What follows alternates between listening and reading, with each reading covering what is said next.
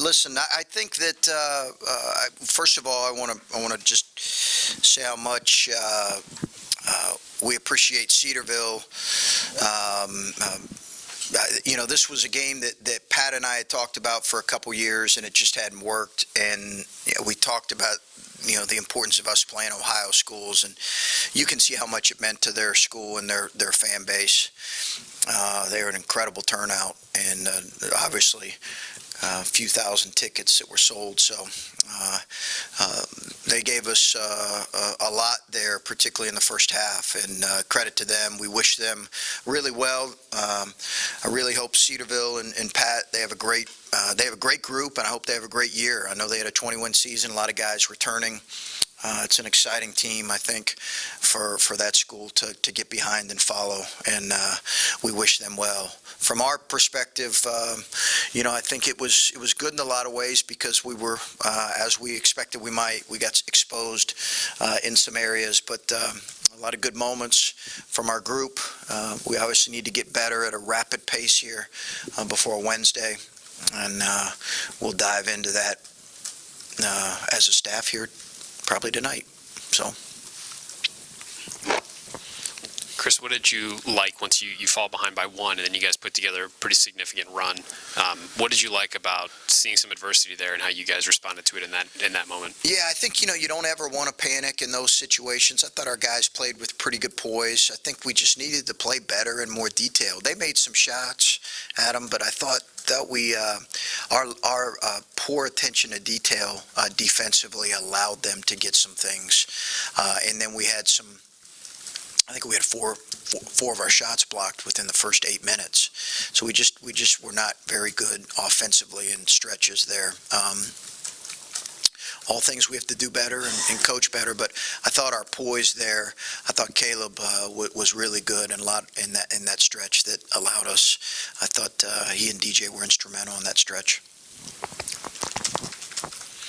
We just talked to the freshmen for the first time. I'm curious, after they have a game like this where they all get a good amount of minutes, productive, but next week, obviously, the challenge ramps up. Yeah. And, this was a step up from high school, but it's going to be an even bigger step next week. How do you... Much bigger, yeah. Yeah, how do you communicate that so that, while you want to show them what they did well here, you also want to make them aware that Cincinnati's going to be a whole different level? Yeah, we've talked about that, and I've said this is the most challenging opening game I've ever coached in. I think a lot of ways because it's going to be such a different style than it was last year to compete against. And I've got tremendous respect for John and how good, obviously, he is as a coach and their players are. So we've talked about that. We haven't dove into it a whole lot, but I think they're also aware. Cincinnati's an NCAA tournament team, and a lot of polls, preseason top 25 team. So I think they're aware of what the level of competition and how that changes. But it's a fair point because I think you can't ever assume with freshmen that's understood, and so we'll need to make sure they do before we go into that game. And just your overall impression of the first time seeing them in a game-like atmosphere, what you made of the freshmen in particular. Yeah, I thought it was good. I thought we had some guys that were a little nervous, but I thought they did. I think what I was pleased with is we had the four freshmen really did, I think, try to play the way that we've coached our group to play. And that's really important. And I don't know, we didn't have that necessarily across the board with our group, and that's frustrating. But I think that those four guys kind of embraced what we're asking. They didn't play perfect, but they missed some things. But I thought their approach was really good. Chris, when you guys pulled away there in the second half, there was a lot of sort of DJ and Caleb playing off of each other. I think they might have combined for 7 of 8 or 8 of 9 buckets. I know it's an exhibition, and I know DJ's young, but it just seems like that pairing in particular, playing some, I don't know, two-man game stuff, if you want to call it that, would have a high potential just because of their athleticism and versatility. Like, what's your read on that?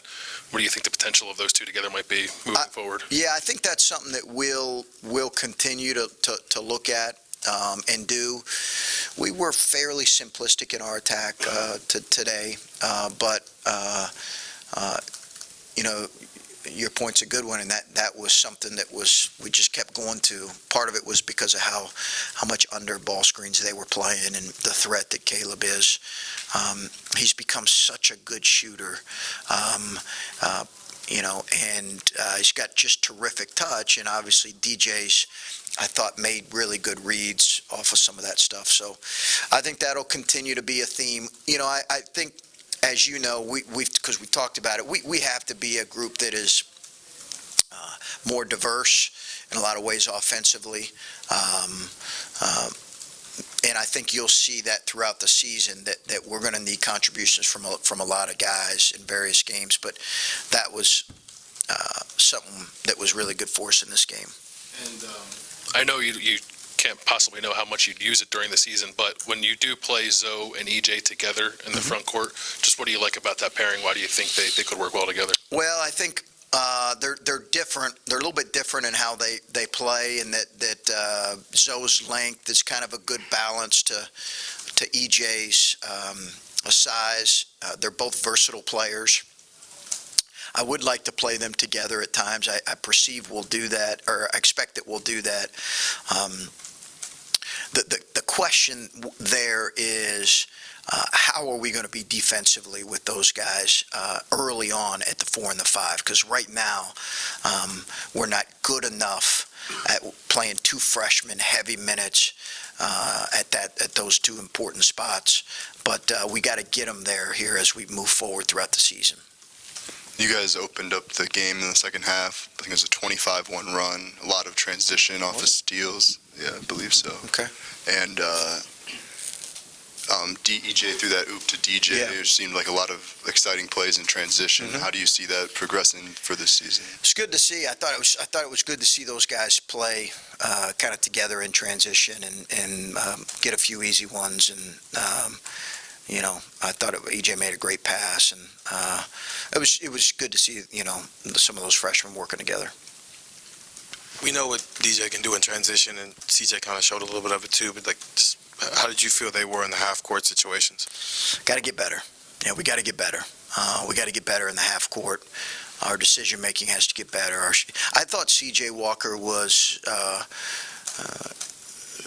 It's funny, he played really well in Louisville, against Louisville. I think, it's different playing the first time back in front of a home crowd, and I think he was pretty wired, and you saw some of that tonight with some of his force stuff, but I thought he settled in and played really well as the game went on. I know he played Alonzo at the 5 a lot tonight, but because of his size, his length, and his athleticism, he's got a wide variety of things he can do. How many positions do you think he's able to play on this team? Oh, I think we're a ways away from projecting the number of positions he can play. Basically, we don't play with a 5 sometimes. We just play 2 forwards. We don't even really call it 5s. We just play 2 forwards, and so those guys, when we play 2 forwards together, they got to kind of know both positions. But I think it's. He's got a world of potential, but he's got a lot of room to continue to grow defensively. But I thought he made some really good plays in his awareness defensively tonight, which was good to see in the second half. So that was good. Kyle nearly had a double-double. And he had a couple moments that were it sort of looked like the quintessential Kyle Young plays that we'd seen last year. Mm-hmm. What did you see from him today? And do you expect his game to look much different from what it did a year ago? I think Kyle is, when he's at his best, he's changing the game with his energy and playing off other guys. That's the way Kyle's always been. When we recruited him to Butler, that's what we saw. That's the way he's always been. When we recruited him, and the coaches, when I went and sat next to him in AAU, and they said they liked Kyle Young, was always his energy, his effort on the glass, his athleticism around the rim. It was always those things. And when he's at his best, he's doing that at a really high level. And I don't think that's going to change. And he shot it well in the preseason, but he he's special when he's doing those things. And we talked probably once a week last year about struggles that you had in the transition. And today there were a couple, especially DJ moments where he had dunks. What did you see out of that aspect of your game? Yeah, I mean, I think it's apparent, if he's explosive in transition. Now, some of that I think time will tell, right? You have to be aware of the floor was broken at times and maybe the competition level. And he, I think we'll say that to him. It's going to be hard for him to get some of those plays that he got tonight. But I thought his decision-making was good, and I thought we had other guys in the second half. I thought the play in the second half where Luther pushed it, advanced it to Dre advanced it right back to him for an open three. Like, that was just a good, simple transition play that we've been working on the entire offseason, just make the simple, easy play. Like, that's a step forward for us. You guys and I mean, all, our fans are going to love kind of those plays around the rim, and I get that, but that's maybe equally as important for us, is just those kind of plays. You talked about some guys maybe not necessarily playing the way you've been coaching them to play. Is that what results in, like, guys getting shots blocked at the rim and some of those early drives like that? Yeah, I think the game, when you press, hard to be a good offensive player when you're pressing and constantly forcing the issue.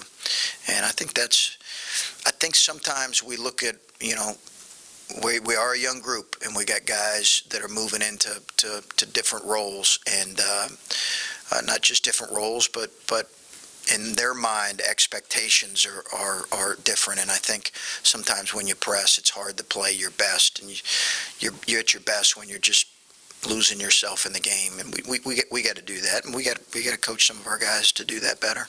And Caleb might not give you 23 every night, but the way he got you points tonight, scoring in the paint, hitting threes, is this a sort of more of a blueprint of what we might see from him this year compared to last year, more of an all-around presence like he had today? Hope so, yeah. Now, he did some for us last year, but we want to, as long as he can continue to move at the level that he wants to move at, and we want to move him around, because, I think that's got to be, we got to play through him outside and inside at times. I thought he made a lot of good decisions, made a couple sloppy passes on turnovers, but he was terrific in a lot of ways. And he's worked on his body to the point to where he can really move and create difficult situations for the defense.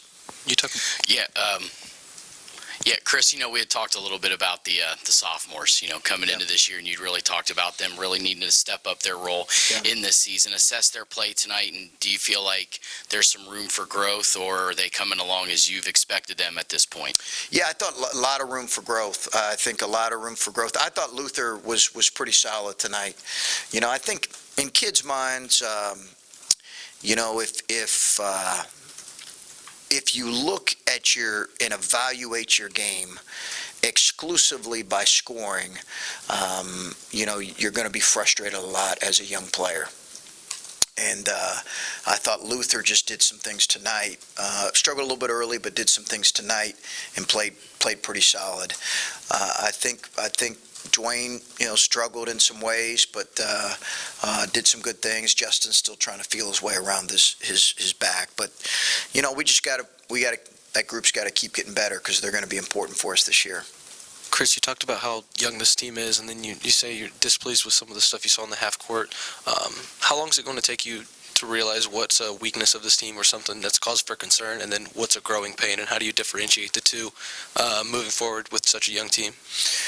Yeah, it's interesting. I think because they're tied together a little bit, and I think some of our lack of efficiency offensively is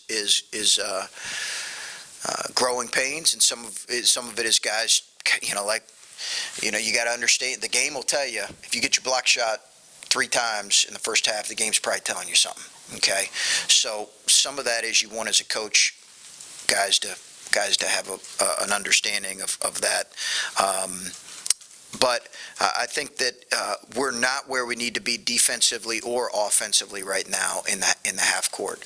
And I don't know what team is right now, but we're certainly not. And like I said, I think in a lot of ways, we were a little further along last year in some ways, just because we were a little bit older, a little bit more mature.